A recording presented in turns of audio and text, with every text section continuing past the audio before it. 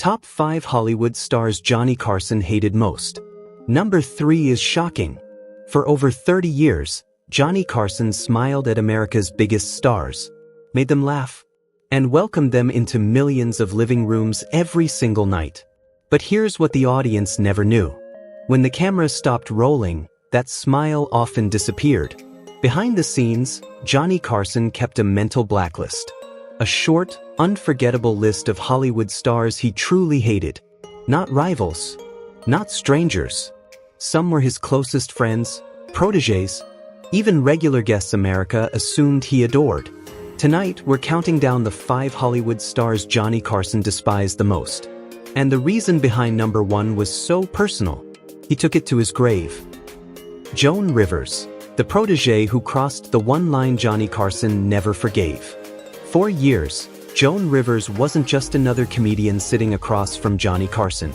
She was his discovery, his bet, his proof that talent, when given the right stage, could change the face of comedy forever. In the brutal, male-dominated world of late-night television, Carson didn't just invite Rivers onto The Tonight Show. He pulled her up again and again until America knew her name. When others said she was too sharp, too loud, too New York, Johnny said she was brilliant.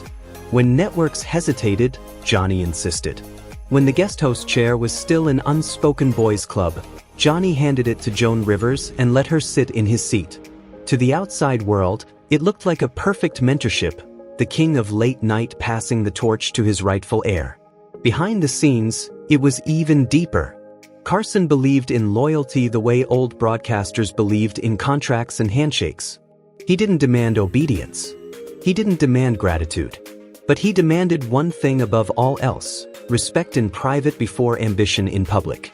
Joan Rivers had that respect, until she didn't. In 1986, without warning, without a phone call, without even a courtesy conversation, Carson learned that the woman he had championed for 2 decades had accepted her own late-night talk show on a competing network. Direct competition. Same time slot. A public challenge to the very platform that built her career. Johnny Carson didn't hear it from Joan. He didn't hear it from NBC. He read it in a press release. For Carson, this wasn't business. This was betrayal. Not because she wanted her own show. He understood ambition, but because she made the move without facing him first. In Johnny's world, loyalty wasn't about permission. It was about honesty. About standing in the room with the person who helped you rise and saying, "This is what I'm doing." Joan didn't do that. And in that moment, something inside Johnny Carson closed permanently. There was no shouting. No public feud. No angry monologues. Carson's reaction was far colder and far more final. Joan Rivers was erased. Her name was never spoken again on The Tonight Show. Her clips were avoided. Her existence became a silence so complete it felt surgical. Calls went unanswered. Letters were returned unopened. Even friends learned not to mention her in Johnny's presence. It wasn't rage, it was excision. Rivers' show failed within months. She reached out. She apologized. She waited. Carson never responded. Years passed. Decades passed. When Johnny lay dying, someone close to him gently asked if he wanted to make peace. Johnny shook his head. Not out of anger, but certainty. Some lines, once crossed, don't lead to reconciliation. They lead to distance that never closes. What makes the story haunting isn't that Carson hated Joan Rivers. It's that he once loved what she represented: loyalty, work ethic, earned success, and watched it disappear in a single decision. To Johnny Carson, that wasn't just a professional misstep. It was a fracture of trust so complete that forgiveness no longer made sense. And that is the paradox of Johnny Carson. The man who laughed with everyone, forgave almost no one. Wayne Newton, the night a joke turned into a threat. To Johnny Carson, jokes were currency. They were never personal, until someone made them personal. And no one crossed that invisible line more violently than Wayne Newton. On television, it all seemed harmless. Carson teased everyone. Presidents, movie stars, fellow comedians. Wayne Newton, with his impossibly high voice and polished Vegas persona, was just another easy target. A punchline here. a nickname there. America laughed, as it always did. To Carson, it was part of the ritual, the playful tax of fame. But in Las Vegas, Wayne Newton wasn't just a singer. He was a kingdom unto himself. And kings do not enjoy being mocked. At first, Newton stayed silent, publicly smiling, privately seething. The jokes continued, not cruel, not obscene, but persistent. Carson didn't know it, but every laugh pushed Newton closer to something dangerous. Something far outside Carson's world of indirect conflict and controlled humor. Johnny Carson was many things, but he was not a man who expected confrontation, especially not face-to-face. The breaking point came the night Wayne Newton appeared on The Tonight Show. On camera, the interview was stiff but professional. Viewers sensed tension but saw nothing explosive. What they didn't see was the shift the moment the cameras cut. Newton leaned in, his voice low, his smile gone. He asked Johnny to speak privately after the show. Inside Carson's office, the air changed. Newton didn't shout. He didn't threaten outright. He did something far more unsettling. He reminded Johnny who held power where. Vegas was his town. Carson was a visitor. The jokes about masculinity, about voice, about image, they were done. Permanently. And then came the sentence that froze the room. Something about how feminine he couldn't be if he grabbed Johnny by the throat right then. For the first time in years, Johnny Carson was genuinely stunned. This wasn't banter. This wasn't show business ego. This was a line crossed into physical menace. Carson held his ground, he always did, but the damage was irreversible. Johnny never told another Wayne Newton joke again. Not once. But the silence that followed was not peace. It was exile. Wayne Newton was never officially banned. There was no memo, no announcement, just absence. Invitations stopped coming. His name became uncomfortable. Carson would change the channel if Newton appeared on television. Friends noticed it, the visible recoil, the muttered comments, the sudden chill. For a man known for composure, the reaction was visceral. What Wayne Newton failed to understand was this. Johnny Carson could tolerate insults, arrogance, even betrayal. But he could not tolerate being cornered. Carson believed authority was quiet, not enforced. He managed conflict through distance, not dominance. Newton didn't just object. He challenged Johnny's control, his space, his safety. And Johnny Carson never forgave that.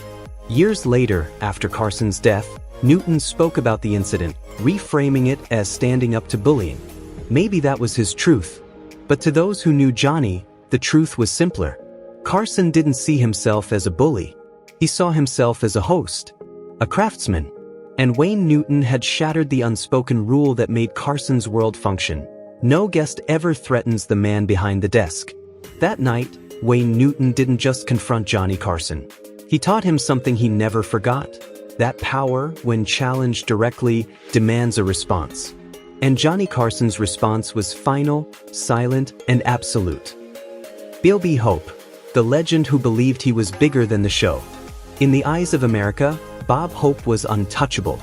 A living monument. A man whose name carried decades of laughter, wartime morale, and national affection. When Bob Hope walked onto The Tonight Show, audiences didn't see a guest, they saw history. Two titans sharing a couch. Two legends trading smiles.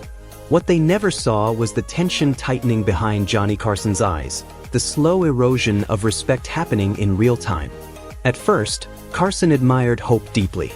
He respected the legacy, the discipline, the years spent performing for troops and building comedy from the ground up. Johnny believed in tradition, but he believed in something more sacred, the integrity of the show itself. And over time, Bob Hope came to represent the one thing Carson could not tolerate: entitlement disguised as legacy. Hope didn't book appearances like other guests. He didn't wait backstage. He didn't follow schedules. He wandered. If he was in the building and heard laughter, he assumed the stage was his. He would stroll out mid-segment, golf club in hand, cue cards stuffed with jokes that had survived far too long. The crew froze. The rundown collapsed. And because he was Bob Hope, no one stopped him. Johnny smiled through it. He always did. But behind the smile was fury, quiet, controlled, and growing. Carson was meticulous. Every minute was timed. Every beat rehearsed.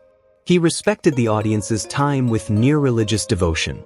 Hope treated the show like a living room he could enter whenever he felt nostalgic. Jokes recycled. Punchlines yellowed with age. A comedy legend slowly leaning on the weight of his past instead of the sharpness of the present.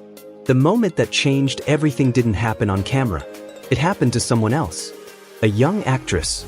Her first appearance. A career-defining moment.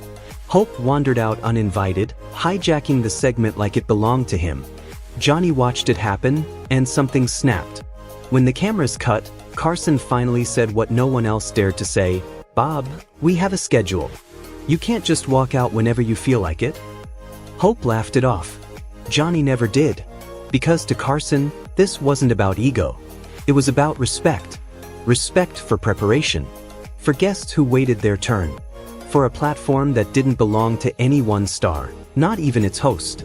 Johnny had a saying backstage, "No one is bigger than the show." Bob Hope was the only man who acted like he was. From that point on, the resentment hardened. Carson still welcomed Hope on camera. Still laughed. Still played the part America expected. But in private, the disdain was unmistakable. Eye rolls. Sarcasm. A nickname whispered among staff. The golf club with punchlines. Hope had become, in Johnny's mind, a symbol of what happens when reverence turns into complacency. When Carson retired in 1992, America expected Bob Hope to be there. He wasn't. No tribute. No farewell couch. No final bow. For those who knew Johnny, the omission spoke louder than any public statement ever could. Carson didn't punish Hope with anger. He punished him with absence. Johnny Carson could forgive personal slights. He could endure difficult personalities. But he could not forgive someone who treated the show, and the people who worked tirelessly to make it, as expendable. Bob Hope didn't lose Johnny's respect because he aged. He lost it because he stopped caring. And to Johnny Carson, that was the unforgivable sin. Shelley Winters, the chaos Johnny Carson could never control. Shelley Winters didn't walk onto The Tonight Show. She stormed into it. Every time. And for Johnny Carson, a man who built his empire on control, timing, and quiet authority, Shelley represented something uniquely dangerous, unpredictability that couldn't be managed, rehearsed, or softened with charm. Winters was not a lightweight. She was a two-time Academy Award winner, a performer forged in the old Hollywood system, raw, emotional, fearless. When she sat across from Carson, she didn't wait for questions. She didn't follow beats. She didn't recognize the invisible architecture of a late-night interview.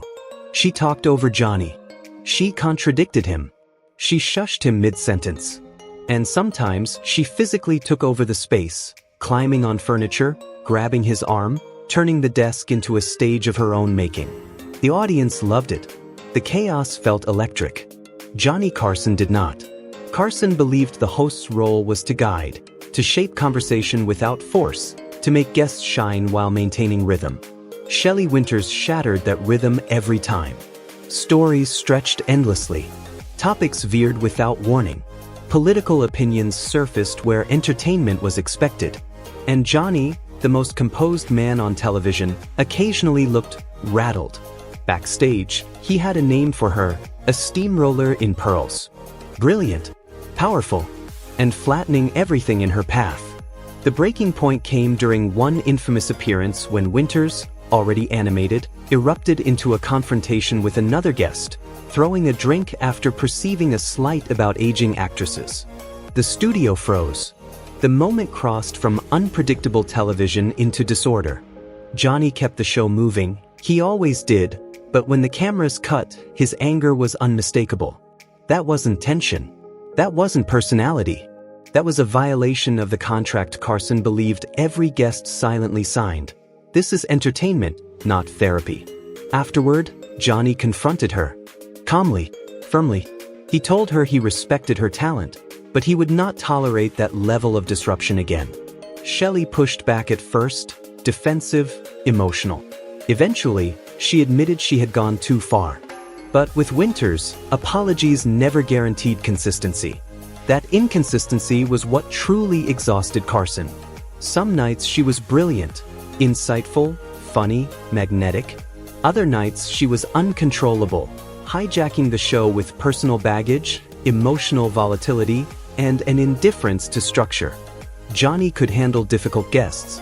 He could handle egos. What he couldn't handle was never knowing which version of a person would show up. And yet, he never banned her. That's what made Shelley Winters different. Unlike those Johnny erased, Shelley remained, invited less frequently, approached with caution, but never fully exiled. Carson respected her talent too much.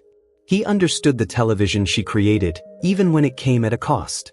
With Shelley, the irritation was professional, not personal.